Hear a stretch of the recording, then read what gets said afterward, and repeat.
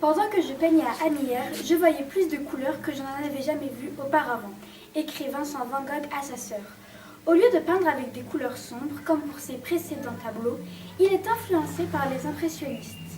Il adopte leur vision de la couleur et de la lumière. Il modifie son style traditionnel en utilisant des couleurs vives, des petits coups de pinceau et la perspective qui engage le spectateur.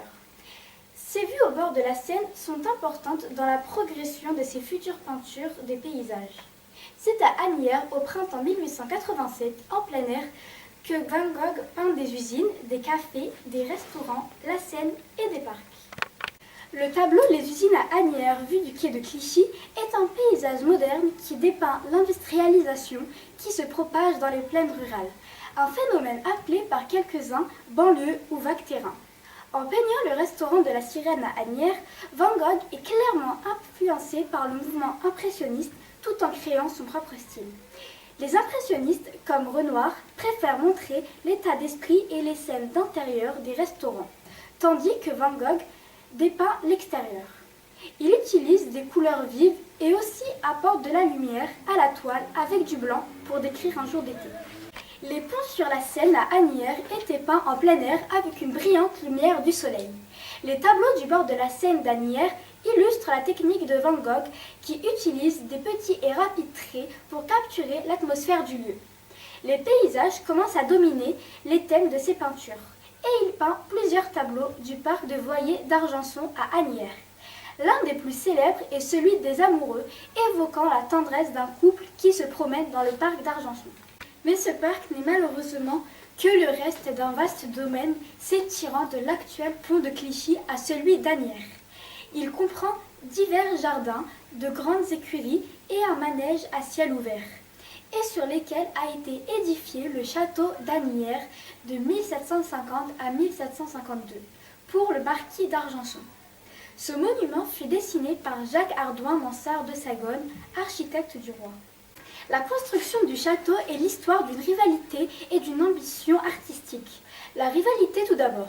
Le marquis de Voyer voulait rivaliser avec les somptueuses demeures voisines du duc de Richelieu à Gennevilliers, du duc de Choiseul à Clichy, voire de son père le comte d'Argenson à Neuilly, et surtout l'ennemi de la famille, la marquise de Pompadour, et sa demeure de Bellevue à Meudon. Le marquis convoitait alors la place du marquis de Marigny, directeur du bâtiment art et manufacture du roi, frère de Madame de Pompadour. Devenu directeur des haras du roi en 1752, Voyer avait besoin de nouvelles terres pour ériger ce qui devait constituer le centre de son dispositif de réorganisation des haras. L'entrepôt général des haras d'Asnières, doté d'un splendide manège avec des voûtes en pierre de taille.